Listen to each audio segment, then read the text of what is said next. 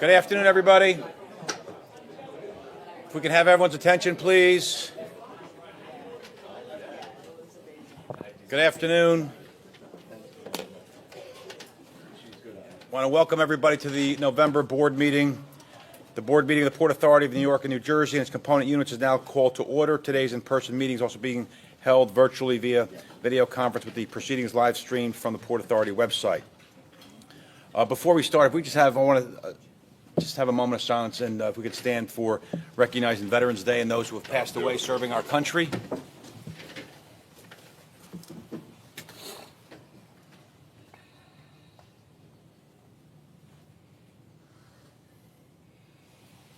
Thank you.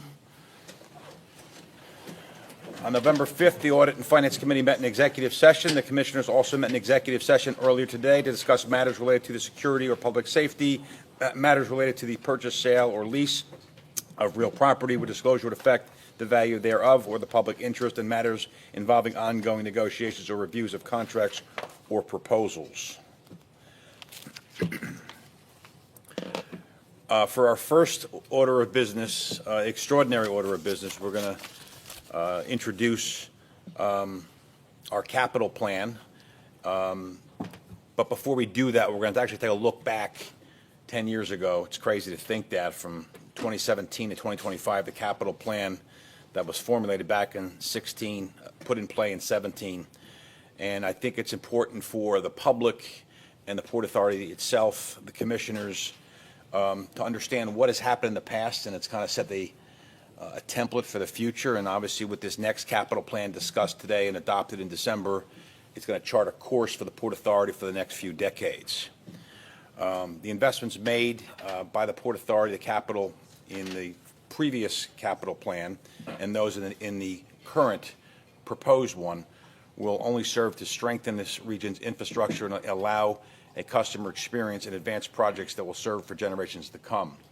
Better than me saying it, I think words could do a better justice to it. We have a video teed up that's going to speak to both the capital that we are finishing up on and the projected capital. If we can roll the videotape, please.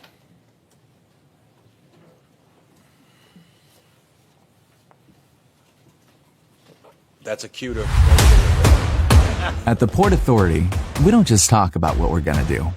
We deliver it. Here's what a decade of delivering big projects looks like now and for the future.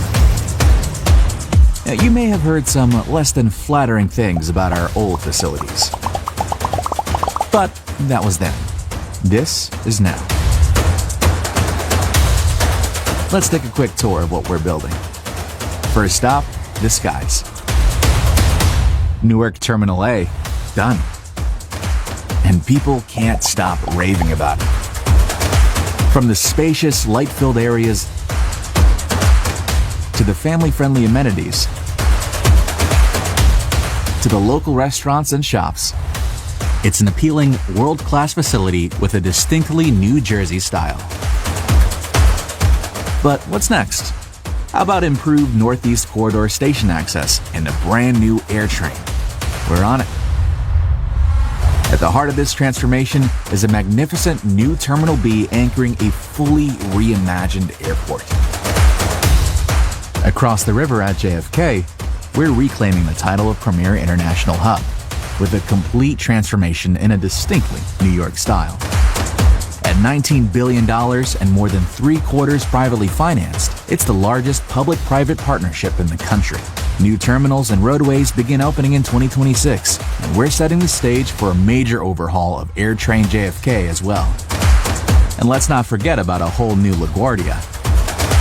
We turned a punchline into the best airport in America, finished on time and on budget. Now getting there will be even easier. With dedicated lanes and bus sensors that turn red lights green, linking free buses to the subway and LIRR faster than ever. 3 airports, 3 historic transformations. It's about time. Now we'll come back down to earth to roads, bridges, and terminals that move millions every day. The Midtown Bus Terminal is being fully replaced with a bright, airy facility that travelers will appreciate rather than endure.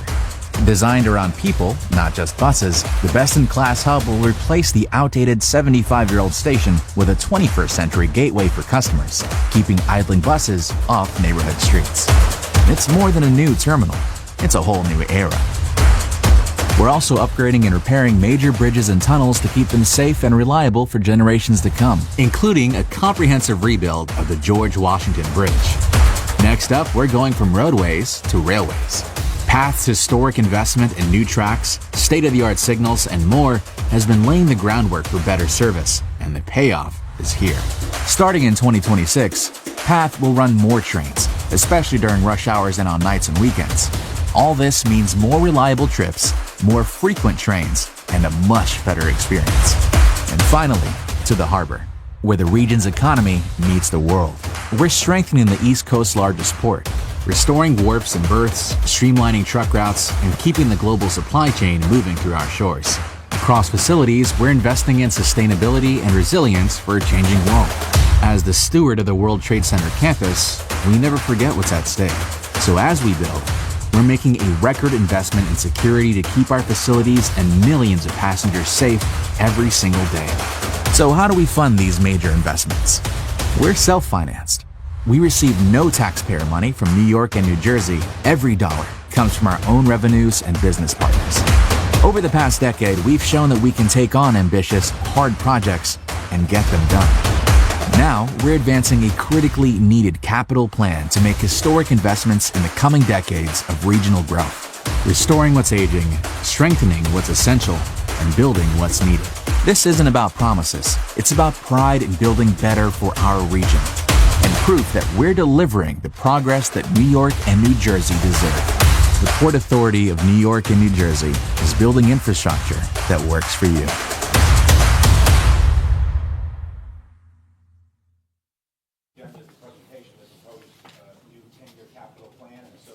To support its delivery. The presentation will include the process by which the Port Authority will solicit public comments on the proposal, including public hearings in both states. Before we hear from the presenters, we're going to hear from our executive director, who's going to lay the framework and kind of lay out the presentation and talk about the extraordinary work that went into this, and just talk about what's the next step after we introduce the Capitol. Rick? Mr. Chairman, thank you. I believe that the new capital plan that is being proposed, and which we are asking the board to approve its posting, starting a public comment period, is one of the most momentous votes and decisions that face the board. We are recommending for posting a 10-year capital plan over the period 2026 to 2035. This is a golden era in the Port Authority's history. We are setting standards high and setting ambition high, aiming at the moon, so to speak, world-class and best-in-class, then backing up ambitions and aspiration with actually grasping the brass ring and performing at these lofty standards and getting things done. I believe there's nothing that underlines and symbolizes this golden era more than our writing down and setting forth in our 10-year capital plan what we intend to embrace, our vision, and specifying our funding plan. And that is what we are asking you to post today. But to set forth our brick and mortar vision and to plan for the next 10 years requires setting this in context within the framework of each of our operating divisions, where we have gotten to over the past 10 years, what projects we have finished, what projects we have started and will now continue and which we commit to complete, and what projects we will start new and where we will get to over the next 10 years. In summary, the proposed $45 billion 2026 to 2035 capital plan would continue the agency's strong momentum and finish what was started in the 2017 to 2026 plan and more. We are committed to delivering next generation, reliable, resilient infrastructure now and in the future to keep the region moving as it continues to grow and thrive. Sustained investment in our critical assets is essential to ensure that the region's infrastructure keeps pace with growth and resilience needs. Financially, the Port Authority is self-sustaining. As you will hear multiple times, we receive no funding from either state, no taxpayer funding from either state. We raise the funds needed to operate, construct, and improve our facilities from our own operations. 2/3 of the Port Authority's revenues are generated from non-toll, non-fare sources. It is important to remember that the Port Authority has been navigating one of the most difficult operating environments in its history. COVID erased $3 billion in revenue over a 24-month period, forcing capital spending delays, cost-cutting measures, and we are still recovering from those times. Inflation, supply chain shocks, and tariffs drove up the cost of steel, concrete, and electrical components. Rising interest rates increased borrowing costs. Lack of federal COVID relief or PATH, combined with severe reductions in ridership, further increased PATH's financial reductions. Despite these headwinds, the agency continued to move forward with the vast majority of our ambitious agenda that we laid out in the 2017 to 2025 capital plan period. I would now like to turn the podium over to Derek Utter, our Chief Planning Officer, to continue the story of not only what has happened in the 2017 to 2025 period, but what are the key elements of our new proposed capital plan. Derek? Great, thank you, Rick. And I'll be the leadoff hitter here because I'm going to start to introduce at a high level some of our accomplishments in the last decade and touch on the framing of the next capital plan. And then I'm going to ask each of the line department directors in most cases to come up and talk about each of their areas. So to start off with, over the past decade, we have delivered on an unprecedented wave of renewal. I think the video that you just saw captured a lot of it.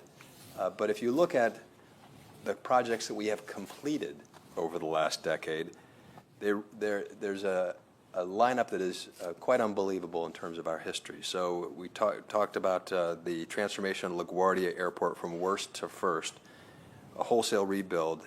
Terminal A at Newark was constructed and has also been an award-winning 5-star terminal. Those are 2 of the 3 in the country that have been awarded that designation. At the tunnels, bridges, and terminals, we secured all the federal and local approvals and broke ground on the Midtown Bus Terminal, $11 billion project. We also built a new Goethals Bridge. The seaports, we raised the Bayonne Bridge. We also entered into terminal operator agreements that secured significant amount of private investment in the seaport. The PATH system, we installed a $1 billion state-of-the-art signal system. We expanded the rail cart fleet by 20%. And we increased capacity and implemented 9-car service. And at World Trade Center, if you just look outside the windows, you'll see the new Performing Arts Center, 3 World Trade Center, the St. Nicholas Greek and Orthodox Church, all constructed in the last 10 years. There are a handful of projects that were funded in our capital plan that are currently underway, which will continue into our next capital plan. In the case of the airports, the $19 billion revitalization and transformation of JFK Airport, which the video touched on briefly, new terminals opening in 2026. We broke ground on the $3.5 billion Newark AirTrain this year. We also broke ground on the NEC access station at Newark. At tunnels, bridges, and terminals, you'll see that we have launched critical early works for the Midtown Bus Terminals. Not only did we get permitting done, we've actually started construction. We advanced $2 billion investment in the George Washington Bridge. And I won't go through all of these because you're going to hear a lot more of this detail as we go through each line department and get the context of what the next capital plan will have. So if we look at the next decade of investment, what you're going to hear is an investment of $45 billion in the next 10 years, significantly more than our last capital plan. You'll see that one constant thread is we're maintaining world-class standard of our facilities and finishing projects to continue to aggressively advance our agency's agenda around transforming our facilities. And importantly, as a major economic engine of growth in the region, our proposed plan will create over 50,000 jobs, including 33,000 union construction jobs. So I'm going to stop here and hand it over. We'll start with aviation, and we'll go through each of our departments. So Sarah McKeon. Thank you, Derek, and good afternoon, Commissioners. Before I get into aviation's portion of the proposed capital plan, it is very important, I think, to recall where the Port Authority airports stood in the court of public opinion really not too long ago. Simply put, our airports left a lot to be desired, and the press made sure to make us aware of where we stood in their opinion. That said, I'm very proud to say that the $30 billion of total investment, which represents a combination of both Port Authority capital and private venture money, made a huge transformation in how we are perceived, and now we are known for being best-in-class airports worthy of the region that we represent. And satisfaction with our airports goes way beyond the headlines. LaGuardia and Newark, as the first two airports to start their total transformations, continue to be recognized by world-renowned organizations, including LaGuardia being named the UNESCO Pre-Versailles Best New Airport in the World, and Newark Terminal A being named by Skytrax the best new terminal in the world at the time that they opened. In addition, both airports have achieved the 5-star coveted Skytrax rating that represent one of or two of only 3 airport terminals across the United States that have achieved that 5-star rating. In addition, LaGuardia was just named for the 2nd year in a row as Forbes Travel Guide. They received the Forbes Travel Guide Award for being the best airport in America. These awards and many others are a testament to the total transformation that has been brought to our system of airports under the existing capital plan. Because that is really what this existing plan allowed us to achieve, this total paradigm shift to being a world-class system of airports. Again, our unprecedented $30 billion public and private investment has yielded these tremendous results. And our focus on new world-class standards helped us continue to double down on that. And these include our intensive focus on customer experience, designing inspiring civic architecture, ensuring that public art is incorporated into our designs, having local concessions, and driving a true sense of place in each of our terminals, and focusing on the state-of-the-art functionality and investing in cutting-edge technology. All of these combined have made sure that we turned our airports into true destinations unto themselves. And with the new proposed capital plan, we intend to continue this momentum. Starting at JFK, who is well underway to their total transformation. As Derek talked about, under the existing capital plan, we launched the JFK Vision Plan, which is a roadmap we are using to help transform JFK into a world-class global gateway. We have made major investments in Terminals 4 and 8, including the installation of new gates and a total transformation of the concessions programs at those facilities to reflect a true sense of place.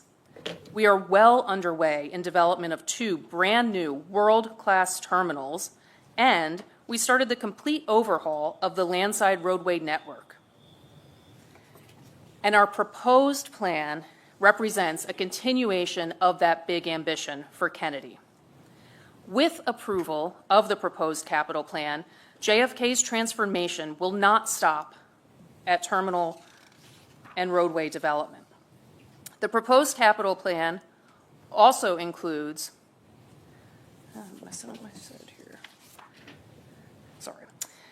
it will include the completion of both Terminals 1 and Terminal 6, brand new world-class terminals, and a complete overhaul of a simplified roadway network, making access to JFK easier than ever before. Further, with approval of this plan, JFK's transformation will not stop at the terminals. It will include major investments in JFK's AirTrain facility and system, which would provide a brand new state-of-the-art AirTrain facility that it doubles capacity to meet demand and provide a world-class experience for AirTrain passengers. In addition, we will also be adding a new world-class restaurant to support the JFK taxi drivers, who are a critical lifeblood and support provision in delivering that world-class customer service for our passengers at JFK. Here is a picture of the progress that we've made on JFK Terminal 6 under the existing plan. And we have ambitions to complete this brand new terminal with the approval of the plan. We will deliver a light-filled, technology-enabled, best-in-class international terminal that will be on par or better than the award-winning LaGuardia's Terminals B and C and Newark Terminal A. The first gates for this terminal should be opened in 2026.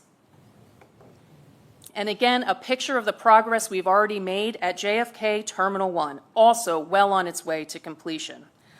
Our ambition is to complete the final phases of construction under this new capital plan and open this world-class global gateway that will welcome passengers from around the world, delivering the absolute best in customer service with soaring ceilings, stunning views, and best-in-class customer amenities. Terminal 1 will be ranked among the top airport terminal facilities around the globe. This record-breaking facility will open in 2026. Simply put, the proposed capital plan that would fund the promise to deliver a global best-in-class JFK, an international airport that is worthy of the region that we serve. At Newark Liberty International Airport, we aspire to continue building a world-class airport that is ready to serve passengers for decades to come. And that effort has already started. Under the current capital plan, Newark saw tremendous transformation, including the opening of the stunning, award-winning Terminal A, the publishing of Newark's vision plan, laying out a roadmap for how we will complete Newark's total transformation. We designed and started construction of a completely new state-of-the-art AirTrain system, and we started construction of the NEC Station Access Project, which will provide a crucial connection from the community surrounding the airport to the airport. Newark Terminal A, that's pictured here, is the very cornerstone of Newark's transformation.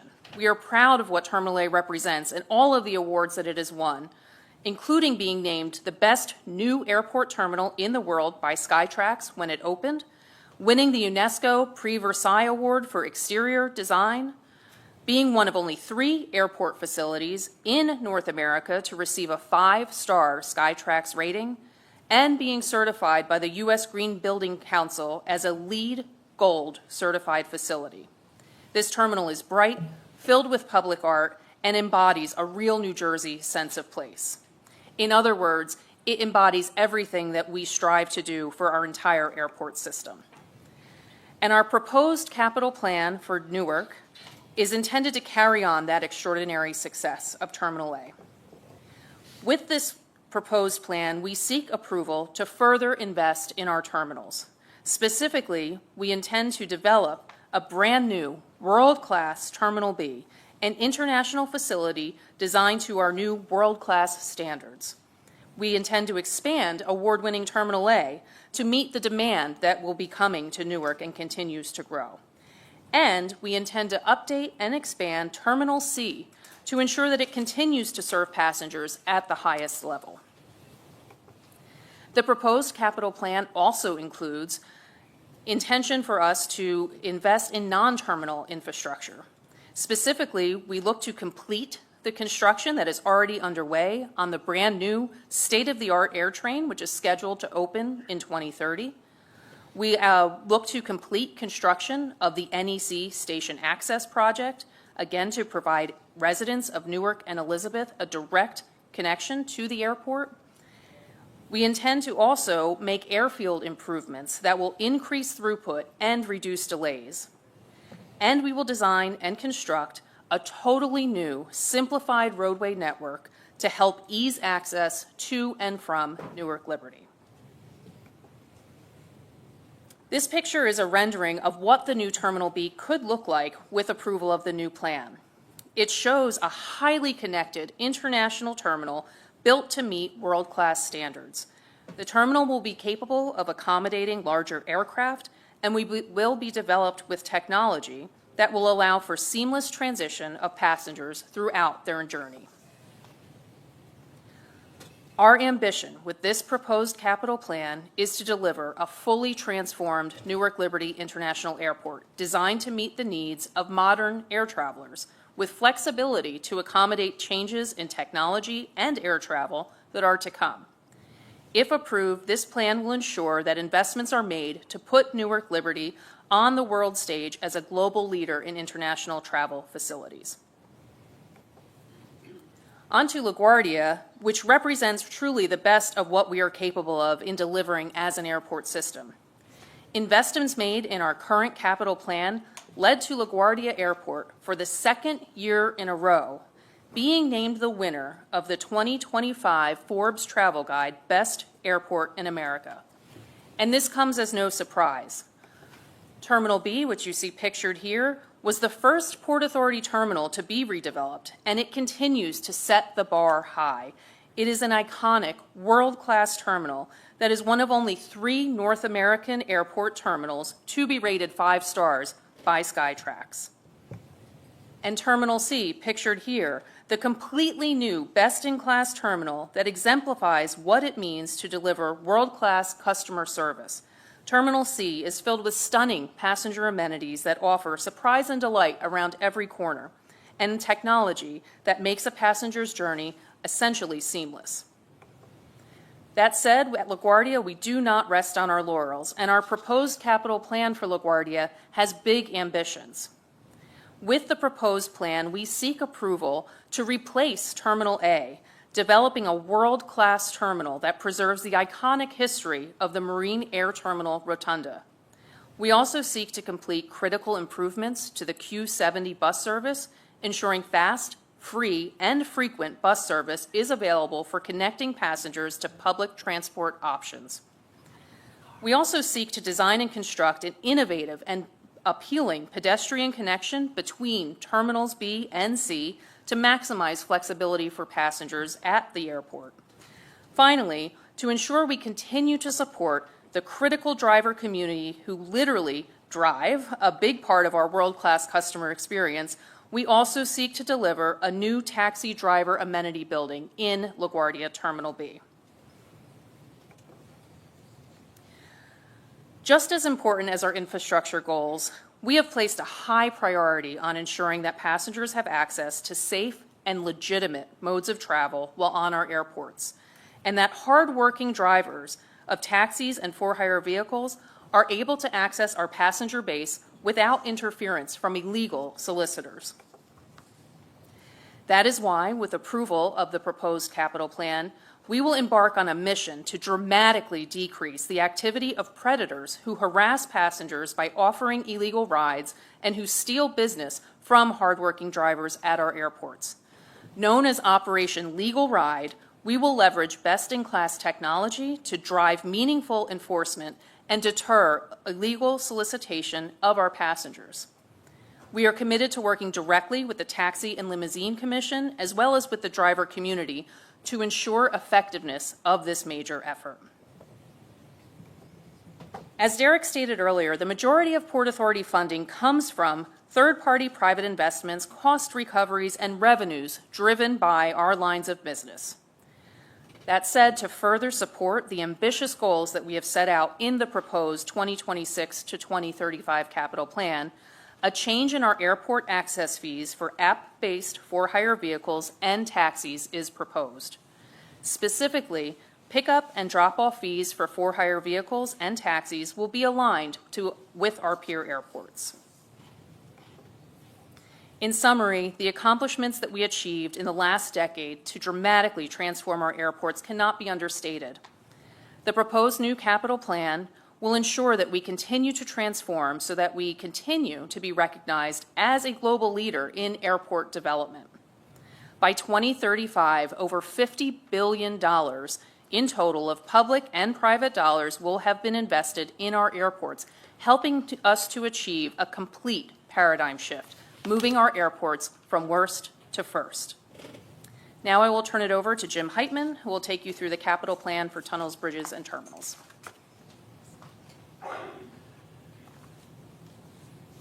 Good afternoon, Commissioners. I'm excited to be here to talk about our ambitious proposal for tunnels, bridges, and terminals. Next slide. Oh, I'm doing that. Sorry. So, as Sarah did, we want to first talk about what we were able to accomplish and get started in the 2017 to 2025 capital plan. One of the most difficult things wasn't, in fact, building a project. It was starting the project, and that has to do with our bus terminal, which you're going to hear about. But we also, in this time frame, we rebuilt and raised the Bayonne Bridge. We completely built a brand-new Goethals Bridge. We got started on a $2 billion major rebuild of the George Washington Bridge, which is 60% complete at this point in time. And we implemented cashless tolling, which greatly reduced traffic and cut emissions and reduced accidents by over 57%. In addition, the Holland Tunnel, with damage from Hurricane Sandy, was repaired, and we put in resiliency measures to protect the tunnel in future storm conditions. As I mentioned earlier, the Midtown Bus Terminal has been stuck. It's been long overdue to get going, and that was the first step that we took to set this up. I'm going to ask Rick to make some comments about that difficult effort. So thank you, Jim, and thank you, Mr. Chairman, members of the board, for the opportunity just to reflect back on the last 10 years with respect to the evolution and development of our Midtown Bus Terminal Replacement Project. The bus terminal is actually the single largest commitment of Port Authority capital in the entire 2026 capital plan. As we look at the capital plan we are now proposing, it really is important to remember that in 2016, 10 years ago, this project was really nowhere. Only controversy and disagreement. No approved design, no agreed upon budget, no agreed upon way forward between the two states. Today we have come a long way, and it is a tribute to virtually every part of the organization. Over the last 10 years, we have developed a totally revised design. We have agreement between the two states. We have the support of the 5 elected officials whose districts encompass the bus terminal, and we have the support of the community boards. Almost unheard of from the point of view of a major infrastructure project in the middle of a built-up area. We also have now made our way through the full federal environmental approval process. We have achieved unanimous city land use approvals, and importantly, we have now started building with a groundbreaking this past summer. The capital plan that we present to the board today provides for a 10-year funding plan. We ask the board to post it, and ultimately we will ask the board to approve it, to support this critically important project, which is now rising, if you'll forgive me, somewhat like a phoenix, to become a 21st century world-class transportation hub that will support commuting workers at a best-in-class bus terminal and become a cornerstone of community revitalization rather than a blight upon Midtown Manhattan. Extraordinary progress over the past 10 years, and in this sense, the past is truly prologue, because with this funding support that is in the proposed capital plan, the agency will now enable this extraordinary project to move forward and be built. And with that, Jim, I will turn it back to you. Thank you, Rick. And now I'll talk about what the proposal is for the 26 to 35 capital plan. So finishing what we started, I want to start off with the Midtown Bus Terminal. The full approval would be $11 billion to replace the existing Midtown Bus Terminal. This is a once-in-a-century program and will be completed in 2 phases. First, we'll build new ramps and the staging and storage facility, and then we will build a new terminal.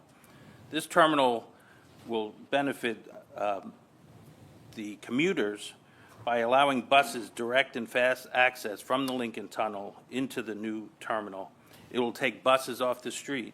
It'll benefit the surrounding community with new street-facing concessions and a new 3.5-acre green space at the end of the program, and overall revitalization of the surrounding neighborhood.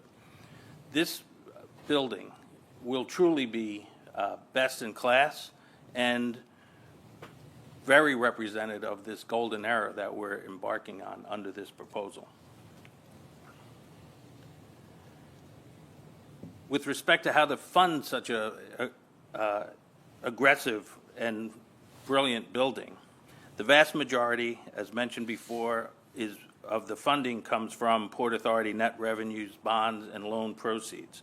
In addition to support for the construction and the operation and maintenance of this new facility, the 2026 to 2035 capital plan proposes updated carrier fees charged to bus companies operating at the facility.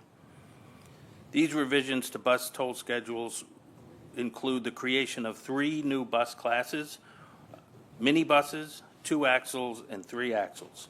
These proposed new bus toll rates will be instituted in gradual increases beginning in mid-2026 and through 2034.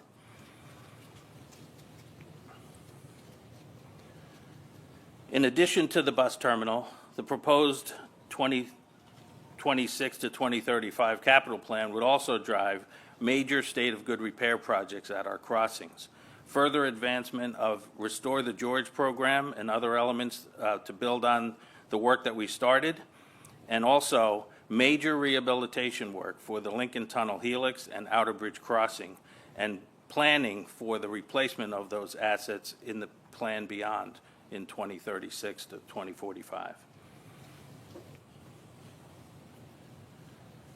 Funding for our crossing, the proposal in the 2026 to 2035 capital plans involves the same bond and loan resources, but also provides for new phase out of the current Easy Pass discount program for autos and motorcycles offered during the off-peak hours. The phase out would take place over 4 years, starting in 27, with a 50-cent reduction, followed by 50% reductions in the discount over the following 3 years. The discount program, is important to note, does not change the Staten Island discount program.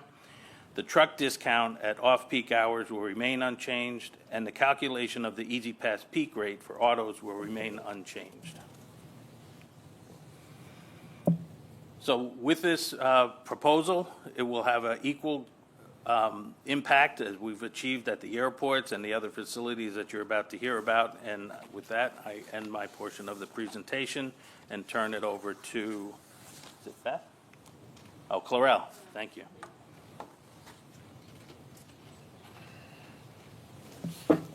Thank you, Jim. Good afternoon, Commissioners.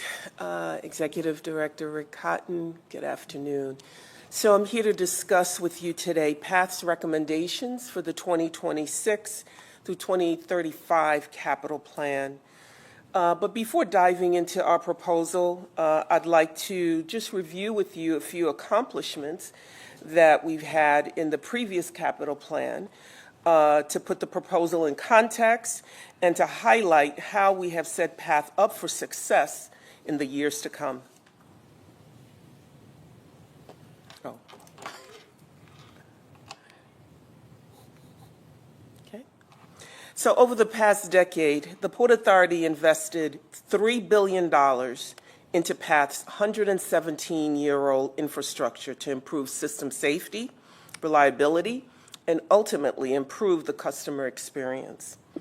$1 billion of that alone upgraded PATH's signal system to the state-of-the-art automatic train controls, which enable PATH to increase its capacity and to carry more riders safely. We also had the Path Forward program, $430 million program, which will conclude in 2026, where PATH is replacing tracks, switches, and making repairs to stations that were damaged by Superstorm Sandy. We also undertook the expansion of Harrison Station, replacing the once smaller historic head houses with wider, more modern head houses that now provide ADA accommodations. In the middle of COVID, at the lowest point of our ridership, PATH pursued the procurement of 72 new additional train cars to expand its fleet by 20% and enabled, for the first time in PATH's history, 9-car train service on the Newark World Trade Center line. During this plan, we also repaired numerous assets damaged in Superstorm Sandy, such as stations and electrical substations. These improvements to our infrastructure positioned PATH to be more resilient to face future storms. We also implemented a number of customer service amenities to improve the customer experience and communications, such as the tap to pay system. We updated countdown clocks and the Ride to PATH app. Got to advance. As a result of these investments and accomplishments, PATH was awarded the 2022 Outstanding Public Transportation Agency Award by the American Public Transportation Association, or otherwise known as APTA, which is the leading trade group in North America for transit agencies. So, to kick off our 2026-2035 plan, we have a major service announcement. So, as a result of the previous investments and previous accomplishments in PATH, we are proposing one of the largest service improvements in PATH's history.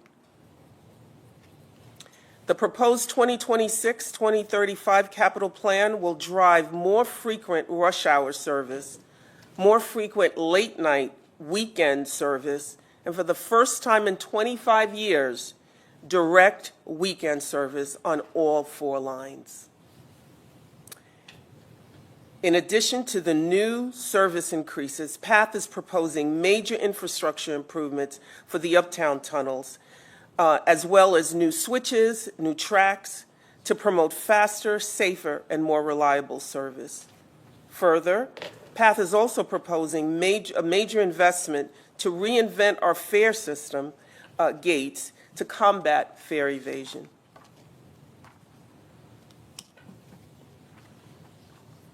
So, in order to fund these improvements, the 2026-2035 capital plan proposes raising fares. PATH is unique among major transit agencies in that we do not receive local, state, or federal funding to support our operations. And as a result, PATH fares only cover about 25% of the actual costs of each ride, with the Port Authority subsidizing the remainder of the ride. PATH proposes an increase of 25 cents beginning in the spring of 2026, with a 25 cents increase each January from 2027 to 2029.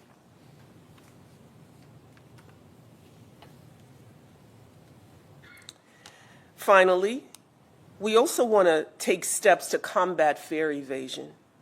So PATH is proposing investments in our infrastructure and technology to ensure that we further address fare evasion. The 2026-2035 capital plan proposes the installation of a new state-of-the-art fare gates to reduce fare evasion.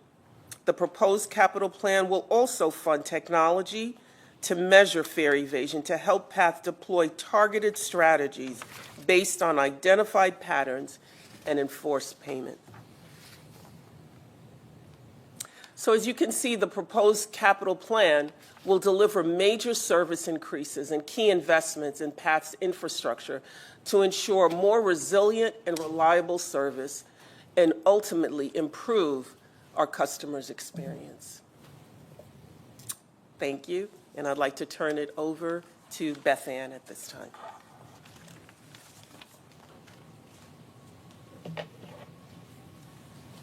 Thank you, Clarell, and good afternoon, Commissioners, Executive Director Cotton.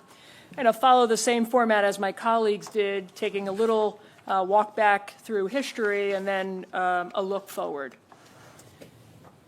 So as we think about the last capital plan, we finished what I would describe as the most significant transformation in the port's history since containerization first started in Port Newark in 1956. We handled volume that was not expected to be seen until 2030, and we did so without congestion. We became the second busiest port in the United States, and we retained our position as the East Coast's busiest seaport. As Derek said earlier, we restructured terminal leases to drive private investment, and we now have 3 of the 5 leases completed, with 2 more on the horizon. And we've also gained ownership of the Howland Hook Marine Terminal in Staten Island, and with that expansion, the terminal operator would have the ability to almost double the capacity of the terminal, which is now New York State's only large international container terminal. Continuing, we've heard about the raising of the Bayonne Bridge. Well, it's listed as a Tunnels, Bridges, and Terminals project. It was really done for the port in order to allow larger ships to pass underneath. And we did that combined with completion of the dredging of the channel to 50 feet in partnership with the Army Corps of Engineers. Combined, both of those projects represented over $3 billion in investment. We also completed the 4th of our on-dock rail facilities. We were the first port in the nation to develop an on-dock rail facility. We now have 4 with the completion of the terminal in Bayonne, giving us a capacity to handle 1.5 million containers per year that are reaching destinations in New England, Eastern Canada, and the Midwest. And during this previous capital plan, we also planned, engineered, and started construction with the help of federal funding, a wholesale rebuild of the Port Street corridor. And it's important to note, I think, that the Port Street corridor is just one of 2 entrances to the Port Newark Elizabeth Port Authority Marine Terminal, which sees over 500 vehicles, 50,000 vehicles per day in the port. So our proposed capital plan represents what is the next major transformation in the port. With your approval of the plan, we will be able to support continued private investments in what is the must-call port on the U.S. East Coast. We serve 46 million consumers locally and many more via our rail network.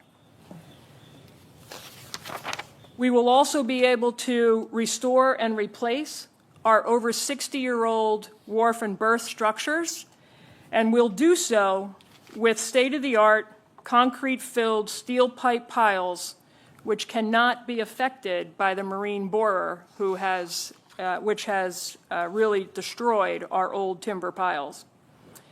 And we'll make further investment in strengthening our rail operations, which will improve fluidity and efficiency while also expanding capacity.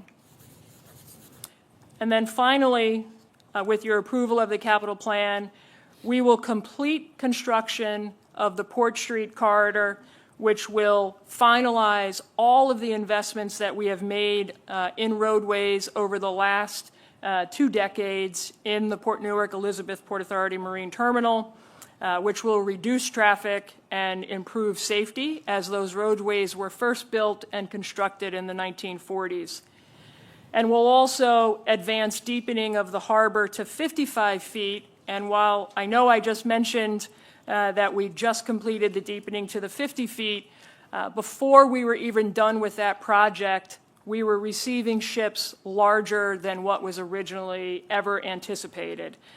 So with the deepening to the 55 feet, there will also be safety and efficiency improvements that would be generated in order to handle even larger vessels today, and that project also would be done in coordination with the Army Corps of Engineers. Again, with your approval of the proposed capital plan, we expect these investments in the port to create even more job opportunities, strengthen trade, and support the national economic security, keeping the port competitive and the region's economy moving. And I would note just finally that since the beginning of the previous capital plan to just last year, total port-related jobs have increased by 45%, while personal and business income in the region has grown by 36%. So I would expect that through this next capital plan and these investments, we would be able to see equal opportunities for both jobs and personal and business income. So with that, I'd like to hand it over to Jolene to talk about the World Trade Center.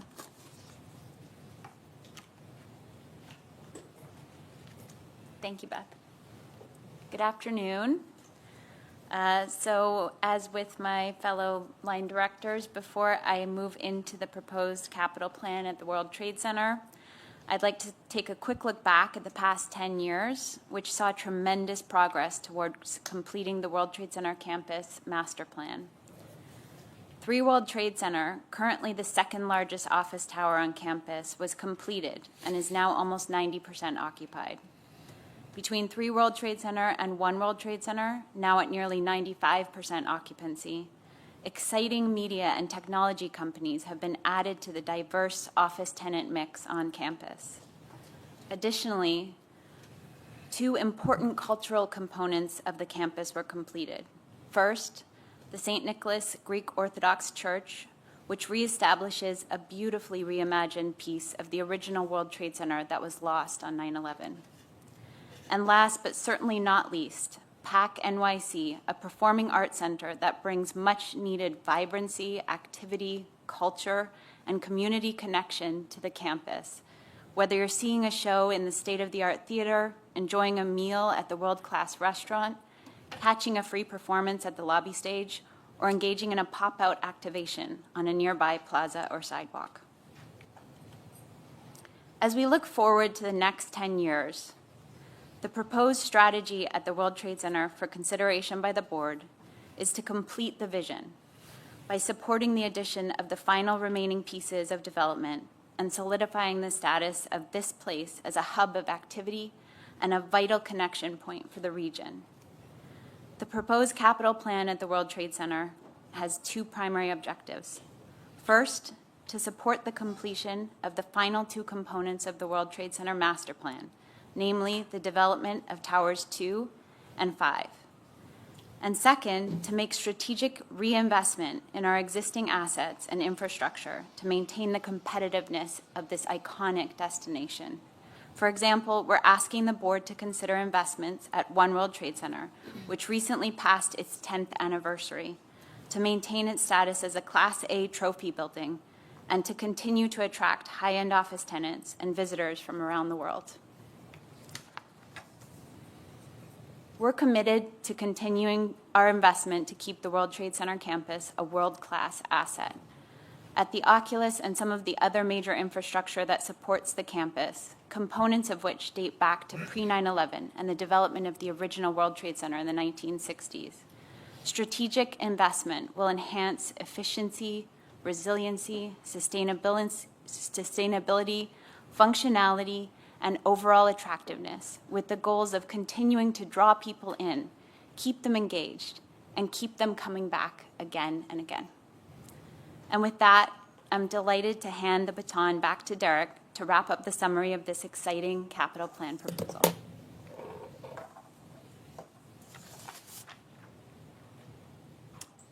Great, thank you, Jolene, and thanks everyone who had a chance to present and walk you through their department. I'm going to summarize with just a couple of slides here. One, to put in context and remind everybody what we're talking about in the next capital plan. So $45 billion capital plan. If you exclude the support for Gateway, it's $42 billion of direct spending on our projects. Even that number understates the impact that we're having, because it doesn't include the public-private partnership, the private investment element of this, which collectively, if you look at the projects here, are tens of billions of dollars on top of that over the next 10 years. So within our $42 billion, about half of that is dedicated toward aviation. You heard about completing JFK Airport. You heard about at JFK, a dramatic overhaul of the air train stations, a replacement of the cars, an expansion of the car fleet. At Newark, you heard about building a new Terminal B and completing the Newark Air Train, which was just started. You heard about LaGuardia, about replacing the 85-year-old Terminal A to complete having all three terminals be brand new. And you heard about streamlining the fast, frequent Q70 bus line. In their tunnels and bridges, you've heard about completing the $11 billion Midtown bus terminal in this capital plan, completing and advancing the restoration of the George Washington Bridge with another $2 billion, or a $2 billion program, completing that, and fully rehabilitating the Outer Bridge and the Lincoln Tunnel Helix. At the seaports, you heard about driving private investment, over $1.2 billion of private investment at our container terminals. You heard about restoring the 60-year-old wharfs and berths, which will be replaced. You heard about completing the Port Street Corridor project and advancing and deepening of the 55-foot maintenance program. At PATH, you heard about major service increases at all 4 lines. So that will be something that customers will begin to see very soon. Running more trains when riders need it, at rush hour, on weekends and weekend evenings. And installing new state-of-the-art fare gates and launch a war on fare evasion. At the World Trade Center, you heard about completing the last pieces of the campus, including the construction of a new Tower 2 and a new Tower 5, and continuing to invest in One World Trade Center. So I just want to remind you, this is a once-in-a-generation opportunity to continue to deliver world-class facilities and finish projects which have been started. As we said, the way the Port Authority operates is every dollar of our profits gets reinvested in improvements in our facilities, every single dollar. And that's the point of our capital plan. So we recommend the proposed 2026 to 2035 capital plan and ask the board to post it for public comment. So I want to talk about what happens over the next month. So we have scheduled 4 public hearings, meetings that will be a combination of hybrid meetings, online and in person, as well as in-person meetings, scheduled in some cases in the morning, in some cases in the evenings, to allow for as many people as possible to join, and spread across our region in 6 separate locations. So that will take place beginning in December, just after Thanksgiving holiday. After that, we will continue to accept written comments through December 15th. Our next board meeting, December 18th, will give us a chance to collect all of those comments, and we will still invite public comment at the board meeting in December 18th. And at that meeting, we will ask you to move forward this proposal. So I want to end there and thank everyone for the time and consideration. Thank you, Derek. Vice Chair? Derek, an astounding presentation by you and your fellow line directors. The takeaway headline for me is $112 billion over the last 10 years and the next 10 years. And if you multiply that times 3 for the amount of jobs and growth in the economic community, that's $450 billion. I think that that's amazing. I think that's something that the 8,000 members of our team can be proud of. And I'd like to use this opportunity to read one quote that I have lived by for the last 30 years. by Daniel Burnham, famous architect and land planner. Make no little plans. They have no magic to stir men's blood, and probably themselves will not be realized. Make big plans, and you certainly have. Aim high in hope and work, remembering that a noble, logical diagram once recorded will never die, but long after we are gone will be a living thing, asserting itself with ever-growing insistency. Remember that our sons and grandsons, and I add, our daughters and granddaughters, are going to be doing things that would stagger us. Let your watchword be order and your beacon beauty. Think big. And you are, and you have, and you will continue. So thank you on behalf of our board. Thank you, Vice Chair. Thank you to all the presenters, first of all. A significant amount of work has gone on, and, you know, Libby, our CFO, said to us the moment they stopped formulating the 2017 capital, they started looking towards this capital 2025. And the moment this is adopted in December, I suspect there'll be work by the staff to be looking at the next capital. Extraordinary amount of work. Last 2 years have really pulled together. It's been a daily effort. I'll save my comments for the December meeting after we're looking forward to hearing back from the public, hearing back some ideas, what you like, what you don't like, and we'll come back here in December and we will vote on the capital. Any other comments or questions?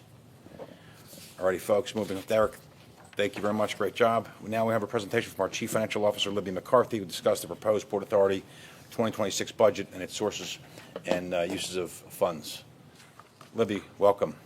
Thank you. Thank you, Commissioners, and good afternoon. Today I am going to kind of shrink our look and focus on 2026 and our proposed budget, both on the operating side and the capital side.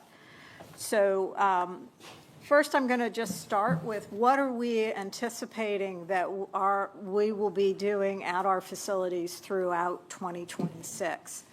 And so I'm going to just walk through what the agenda is for the year. At the airports, we're projecting that we will serve over 149 million passengers at the three large airports. That's a new record for our aviation system. We are going to continue to transform into the 21st century airports that deliver a world-class travel experience. The big news there being, as Sarah mentioned, at JFK, we'll have the opening of two new world-class terminals, Terminal 1 and Terminal 6, and a new simplified roadway network. We'll also be opening the NEC station access at Newark Airport. Moving on to our tunnels, bridges, and terminals.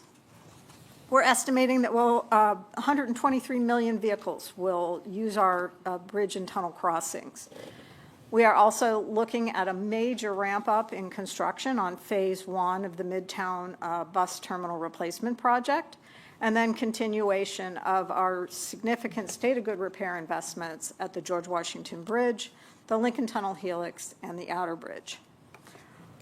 For PATH, we're estimating a 9% increase in our passengers in 2026 versus 2025 as employers are continuing to adapt their in-office policies. We're expecting 64 million riders, a new high since 2019, and across the year an average of 78% when compared to 2019 levels. As Clarell just mentioned to you, we'll be rolling out those significant service expansions, both on the weekdays and weekends to address customer needs and rider requests, including that direct service on weekends from Jersey City to Midtown Manhattan and Hoboken to World Trade Center, which has not been provided since 2001. We'll have the completion of the Path Forward modernization program and the full rollout of the tap-to-pay fare payment system. At the ports, we're expecting throughput of 8.5 million TEUs, continuing our leadership position in the U.S. ports, improvement in truck traffic flows and reduction in congestions with completion of the investment in the Port Street Corridor program. And then at World Trade, we're expecting 60 million visitors on the campus and working to maximize the vibrancy of the campus by supporting our partners in hosting community events and artistic performances. So with that as our backdrop, we also looked at what were we going to need from a security and safety perspective for this budget. We will be providing, this proposed budget provides $1.1 billion for our safety and security programs. That's an additional $54 million or 5.2% when compared to 2025.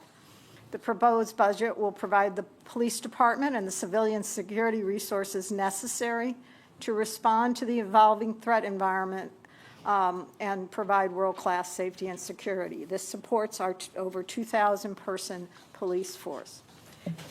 Also, a critically and ever-evolving threat for us is the cybersecurity environment. And we are investing in our strengthening and enhancing our cybersecurity defense programs, including funding of our 24/7 Cybersecurity Operations Center, third-party risk assessments, expanding and enhancing our programs, and focusing on resilience and disaster recovery solutions for our systems. And then also looking at this across all of our facilities, we looked at our sustainability and resiliency budgets to support and deliver on both our agency's net zero roadmap and make sure that the necessary resiliency investments are made in this environment of increasing frequency and intensity of extreme weather events. So the proposed budget will include funding to advance the net zero emissions future, funding to advance our reduction of direct greenhouse gas emissions by 50% by 2030, continued replacement of our fleet so that we have a 100% light-duty electrification by 2026, expand the agency's solar power investments across our facilities, and then, as I said, put dollars toward the resilience of our assets so that we can meet those changing weather impacts going forward as a result of climate change. So what does that translate to?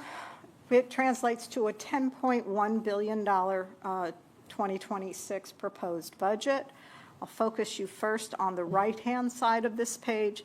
This sums up where we would be spending that $10.1 billion. We're proposing $4.2 billion for our operating expenses, $4.1 billion for the first year of that spending under the proposed 10-year capital plan, $1.7 billion for debt service, which relates to debt issued in the past to support all that exciting stuff that everybody ran through for you that we've completed, as well as some new money issuances, and then some investment in assets like the vehicles and systems.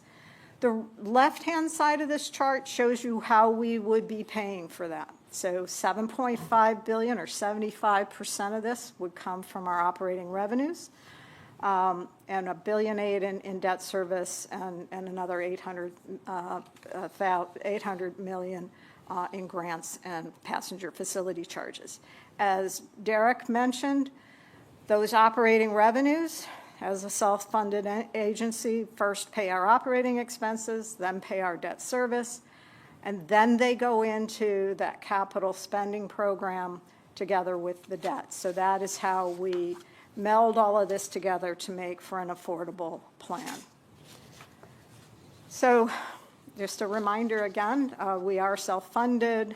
We do rely on third-party fees, lease payments, and other payments, and we focus very hard in making sure that we're maximizing our non-toll, non-fare revenues. With this budget, has achieved that with 66% of the agency's revenues coming from non-toll, non-fare sources. So let me now move on to a little more color on the larger components of this spending plan.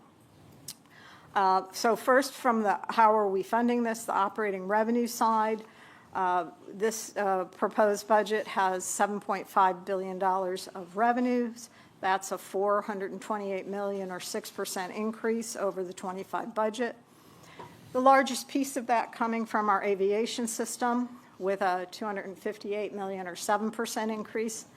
That's coming from our activity-based rentals, higher recoveries of our costs, our operating and capital costs from the airlines doing business at our airports, and proposed adjustments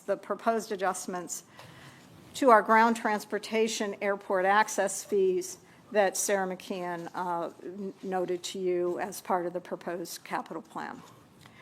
TB&T is looking at a proposed increase of $123 million in revenues, or 5.8% versus the 25 budget.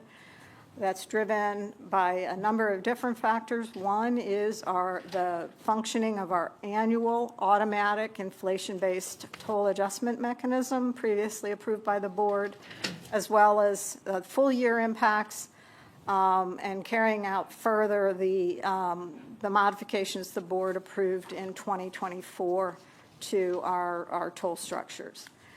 We also are seeing the net vehicle growth year over year, particularly with a higher mix of trucks versus the prior year. And then for PATH, we're seeing a $19 million or 11% increase in revenues versus the 25 budget. That is mostly driven by that higher ridership that we're projecting. And then as well, the impact of the phasing in of the fare adjustments in next year. So moving on to our operating expenses. As I mentioned, we're proposing an operating expense budget of $4.2 billion. That budget is first built in layers. The first thing we look at is inflationary escalations. We look at both the employment cost index, which includes the cost of labor, benefits, et cetera, healthcare, all in one, and then as well just general consumer price indexed impacts on our costs. So when we put that together, that constitutes a 3.4% increase over our 25 spending levels, and that's $136 million. Then we look outside of that for things that are new or weren't embedded in that original budget or are funded in another source. So the PATH service enhancements that Clarel rolled out for you are adding a $19 million. And then these other items are either funded by third parties or are just a result of the higher revenue system, the rents there that we pay to the cities of New York and Newark. So that adds another $36 million to our budget for a total budget of $4.2 billion, or a 4.2% increase. Moving on to our capital spending budget. So looking for the 1 year of the first year of the new 10-year proposed capital plan, we are looking at a $4.1 billion spending plan budget for 2026. You can see the breakdown here by department with $2.3 billion for aviation and $1.2 billion for TB&T. And you can also see some of the major projects that are advancing under the program in 2026. And then finally, I'll just close with our debt service component of our budget. This just shows you the makeup of that budget, $1.7 billion roughly to operations, 1.8 or 9 billion in total. Some of that funding our capital program, and that is the budget that we're looking at there. And so then I will also move to next steps. Similar to the process that Derek walked through for the capital program, we will be posting this budget for public comment. The public is encouraged to provide their comments. They have multiple means, either through our website, they can participate in the hearings, and we will be taking those comments through December 15th, or participation here at the board on December 18th. We'll be accumulating all of that feedback, and we'll be providing the board a summary of that and any recommended changes as we look forward, and then seek adoption from the board at the December 18th board meeting. And with that, Chairman, I am happy to take any questions. Commissioners, any comments, questions? Libby, extraordinary job. We will obviously talk about this in December when we adopt the budget.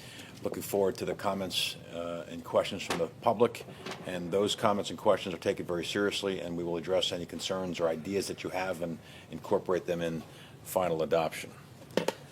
All righty, moving ahead, we're going to hear from our Executive Director, Rick Cotton, on his monthly report. Rick? Mr. Chairman, I'm going to just have one comment, which is to point out to the board that an enormous amount of effort and work has been poured into both the development of the proposed capital plan and the development of the proposed 2026 budget. I commend them both to the board. Look forward to the board's consideration of them on a final vote basis in December. Okay. Thank you, Rick. All right, moving ahead, we're going to now provide an opportunity for the members of the public to comment on any Port Authority matters. The public comment period, which may be limited to 30 minutes in total, provides an opportunity for members of the public to present their views directly to the board. It does not provide for a dialogue. Members of the public wishing to discuss specific matters, please contact our Port Authority staff and the Public Affairs Department, and we'll line up the appropriate staff member. We ask the speakers to limit themselves to 3 minutes. Our first speaker is Chanel Thomas Henry. Welcome.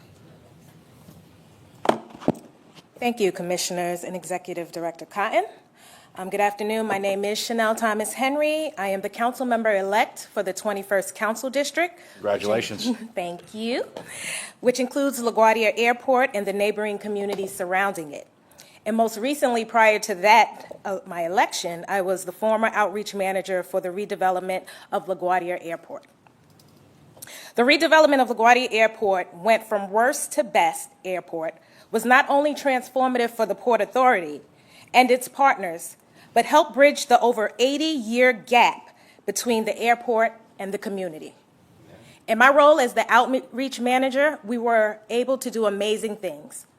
From building a scholarship program for young students throughout the community to attend college for free and go on to careers. That model was also extended to JFK and Newark Airport. These were students who only dreamed about getting on an aircraft, but now had the opportunity to excel in education and their careers. We built a workforce development program in collaboration with many of our community-based organizations to help train and hire thousands of individuals throughout the community for jobs at the airport. And prior to JFK's redevelopment, we had awarded a record-breaking $2.2 billion, over $2.2 billion in contracts to minority and women businesses. So as we're looking forward to the next 10 years, I hope that the board consider continued investments to our community. But most specifically, as for LaGuardia, building a world-class gateway, I ask that you look at those gateway entry points into LaGuardia. During the redevelopment program and prior to COVID, we had looked at reimagining through a series of landscaping opportunities to reinvest in those entry points into the airport. From the Grand Central Parkway to major thoroughfares like Astoria Boulevard and Ditmars Boulevard. These entry points not only service passengers, taxis, for-hire vehicles, those going to rental car facilities, but the community just steps away from LaGuardia Airport. Also, in looking forward to new modes of transportation, right to the east, there's major development happening with a world-class soccer stadium and the possibility of a gaming facility and hotel, which I can imagine will increase the need for access in and out of the airport. So along with those gateway entryways that I mentioned, I ask that you look along the promenade to the airport, which passengers and staff today continue to use. As a member of the community and future representative of the community, I thank you for your time. Thank you very much. Harry Malakoff? Harry?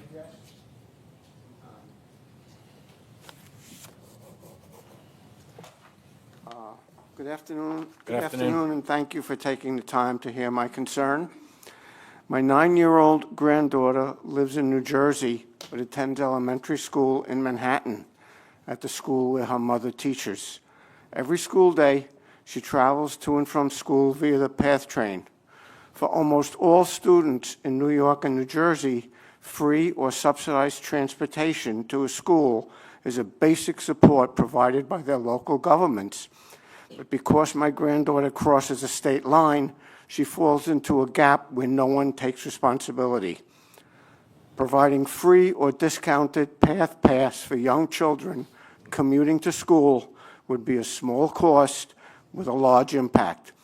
It would promote equal access to education, relieve financial pressure on working families, and ensure that children, especially young ones, can travel to and from school safely with predictable and reliable transportation. A 9-year-old child going to school should not be penalized because of a boundary between two states, New York and New Jersey, which already cooperate on many aspects of transportation, obviously through the Port Authority. Extending that cooperation to include school-aged children would be a simple, humane, and equitable step. So I'm asking that you provide either free or heavily discounted transportation to young children going to school on the PATH train. I want to thank you for considering this request to make our regional public transit system fairer for all students, including those who cross the river each day just to learn. Thank you. Thank you. Greg Murphy? Greg Murphy? How will I ever hear what, if anything? You'll hear back from us. Somebody will reach out to you. Greg Murphy? Nobody. Murray Bowden? I didn't see Murray. Anybody see Murray? No. Aaron Glazer? Aaron Glazer? Jack? I see Jack. Here I am. Hey, Jack. Good afternoon, Good afternoon. Board, Executive Director Cotton, Mr. Chairman. Thank you. Thank you for these updates. Granted, I knew I was going to have to rewrite what I wrote the night prior, but I'm going to have to do a lot of review over the next month, as are you and as are a lot of people in our area, to look at what you've put forward. But I do want to thank you and all the people that went into putting these, the budget, the capital plan together. It's a tremendous amount of work.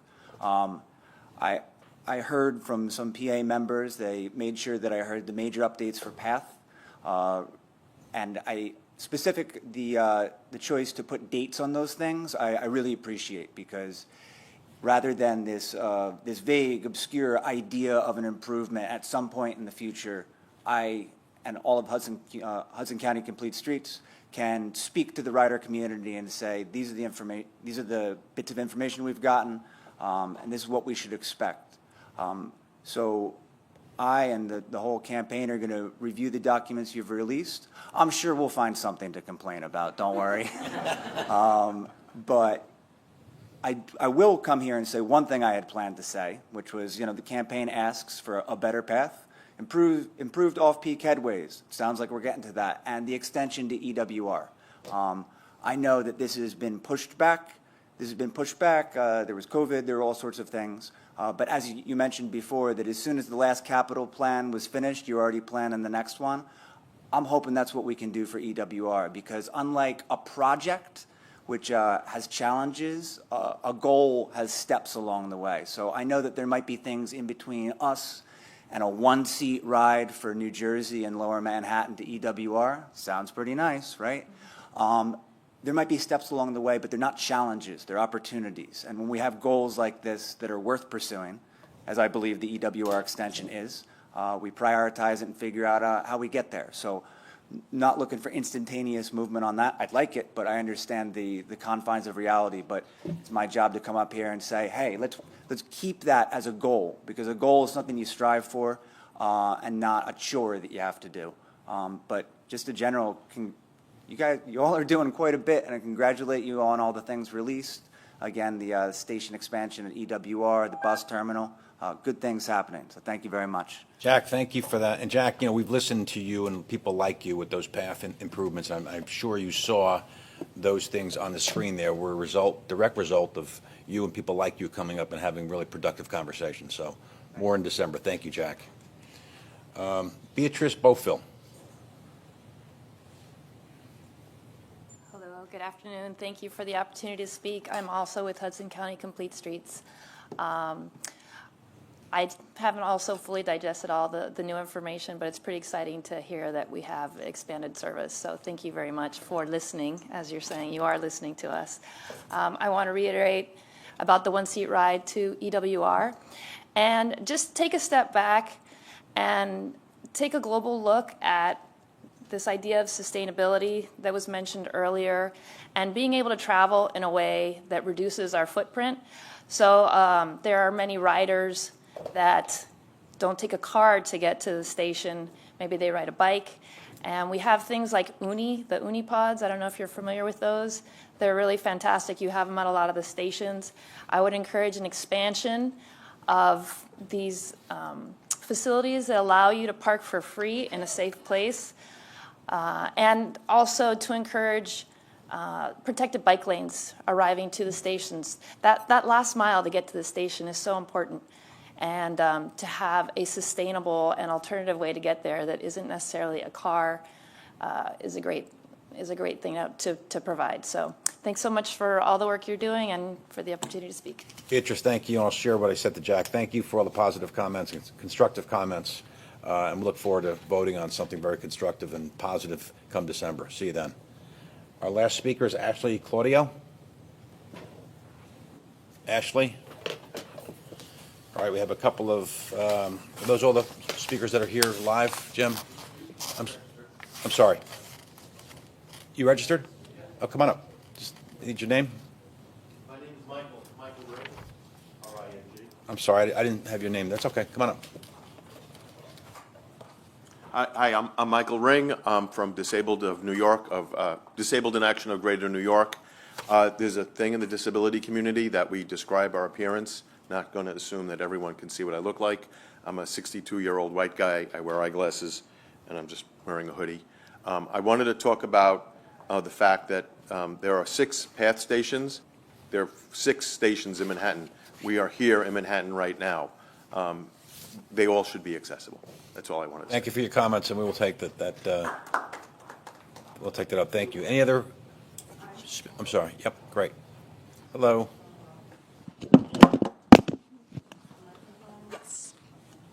Testing. Great.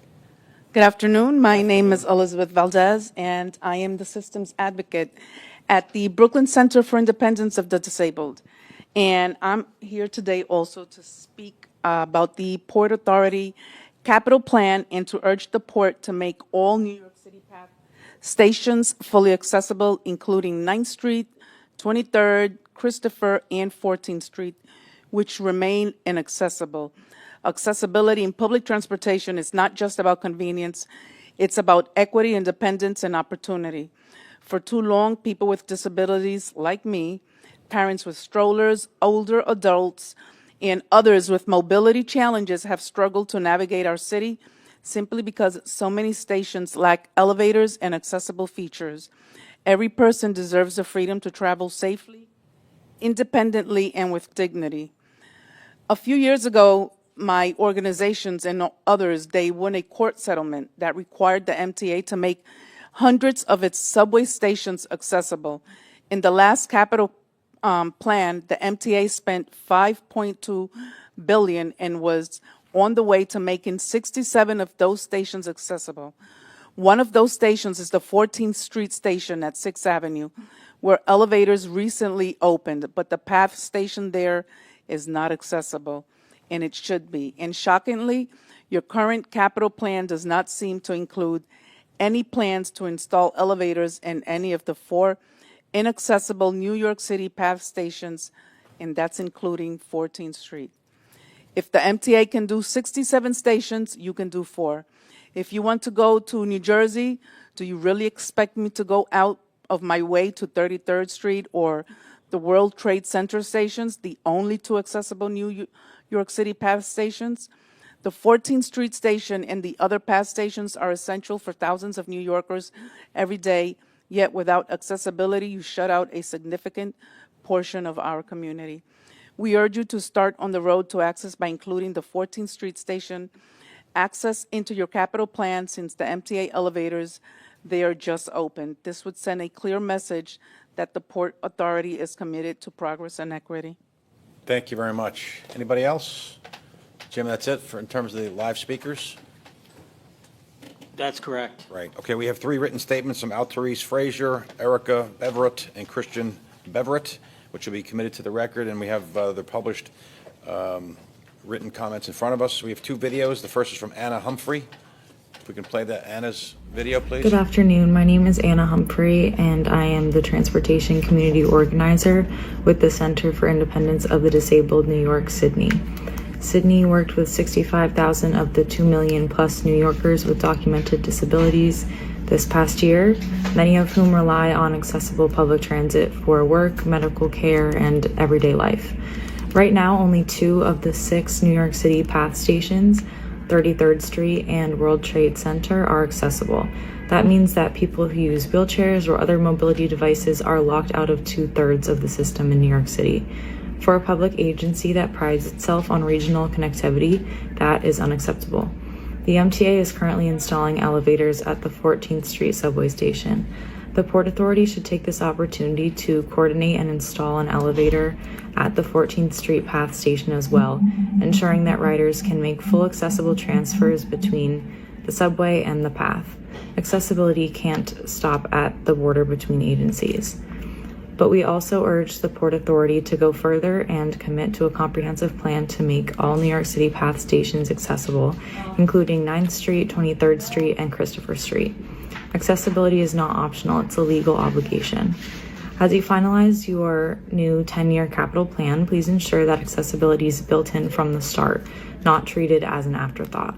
New Jersey riders already enjoy full elevator access at every PATH station, and it's time for New York City riders with disabilities to have the same freedom and dignity of movement. Thank you. Good afternoon, everybody. My name is Matty Bucky's Highland, and I'm an advocate for people with developmental disabilities. It's been a few months since I last spoke to the Port Authority, and I hope everybody is doing very well. As we close out 2025 and enter 2026, my hope would be for the Port Authority to adopt a balanced budget, and if there's any toll or fare increases, to do it at a small and predictable rate and at a single-digit increase. I wish I could be with you all on this November or in December 18th at Jersey City, but I have the Trans-Siberian Orchestra concert to go to, so I hope to see you all again in 2026. So with that being said, everybody, happy holidays, and may God bless you all. And I'm going to do this like they did in the Arsenio Hall show with Bird and Richardson. I'm going to introduce, turn back over to Chairman Kevin J. O'Toole.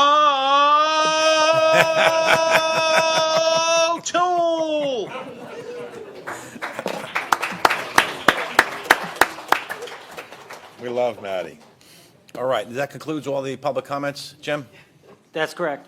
All righty, so now we're going to proceed with the voting items for today's board list. As a member of the committee, as the chair of the Committee on Operations, I'll now present 2 items. First item finalizes the direction for public review and comment on the proposed new 10-year capital plan and proposed funding to support the delivery of the plan. Prior to making the motion, do we have any recusals? There are none. Questions or comments from the commissioners? May I have a motion, please? So moved. Second. Roll call. Chairman O'Toole? Yes. Vice Chairman Linford? Yes. Commissioner Bolwage? Yes. Commissioner Dominguez? Yes. Commissioner Eve? Yes. Commissioner Fine? Yes. Commissioner Helmy? Yes. Commissioner Kelly? Yes. Commissioner LaBarbera? Yes. Commissioner McCabe? Yes. Commissioner McCabe? Yes. Commissioner Richardson? Yes. I think we're good, Jim. That's everybody? Yes. Great. All the votes are in order. The item has been approved. Last item authorizes a new 11-year lease with Harbor Freight Transport Corp. for its continued occupancy of approximately 12.7 acres of Port Newark. Prior to making a motion, I ask any recusals. There are none. Any questions or comments from the commissioners? Seeing none, motion, please. So moved. Second. Second. Roll call. Chairman O'Toole? Yes. Vice Chairman Linford? Yes. Commissioner Bolwage? Yes. Commissioner Dominguez? Yes. Commissioner Eve? Yes. Commissioner Fine? Yes. Commissioner Helmy? Yes. Commissioner Kelly? Yes. Commissioner LaBarbera? Yes. Commissioner McCabe? Yes. Commissioner Richardson? Yes. Votes are in order. The item's been approved. We now are going to hear from our Vice Chair, Jeff Linford, as Chair of the Committee on Capital Planning, Execution, and Asset Management, who will now provide his report in 2 items. Thank you, Mr. Chairman. As Chair of the Committee on Capital Planning, Execution, and Asset Management, I will now report on 2 items under the committee's purview. The first item authorizes projects to rehabilitate JFK taxiways A and B North and taxiway C in order to maintain the taxiways in a state of good repair. The total combined cost to construct the two projects is $123.8 million. Prior to making a motion on this item, I ask the Corporate Secretary to note any commissioners' recusals on this matter. There are no recusals. Thank you. Do any of the commissioners have questions or comments on this item? Hearing none, I now request a motion on So this moved. item. And thank you for the second. Second. Very good. I now request the Corporate Secretary to call the roll for voting on this item. Chairman O'Toole? Yes. Vice Chairman Linford? Yes. Commissioner Bolwage? Yes. Commissioner Dominguez? Yes. Commissioner Eve? Yes. Commissioner Fine? Yes. Commissioner Helmy? Yes. Commissioner Kelly? Yes. Commissioner LaBarbera? Yes. Commissioner McCabe? Yes. Commissioner Richardson? Yes. As the votes are in order, the item is approved. The second and last item authorizes planning and design for a future project to rehabilitate taxiway A West at JFK at an estimated planning cost of $1.5 million. Prior to making a motion on this item, I am asking the Corporate Secretary to note any commissioner recusals on this matter. There are no recusals. Thank you. Do any of the commissioners have any questions or comments on this item? Hearing none, I now request a motion on this item. So moved. Thank you. Can I have a second? Second. Thank you. I now request the Corporate Secretary to call the roll for voting on this item. Chairman O'Toole? Yes. Vice Chairman Linford? Yes. Commissioner Bolwage? Yes. Commissioner Dominguez? Yes. Commissioner Eve? Yes. Commissioner Fine? Yes. Commissioner Helmy? Yes. Commissioner Kelly? Yes. Commissioner LaBarbera? Yes. Commissioner McCabe? Yes. Commissioner Richardson? Yes. As the votes are in order, the item is approved, and I turn it back to our chairman, Kevin O'Toole. Thank you, Vice Chair. Thank you very much. There being no further business, move to adjourn. So moved. Second. Happy holidays. All in favor? Aye. Aye. Happy Thanksgiving. We'll see everybody at the public hearings on the 18th of December. Thank you.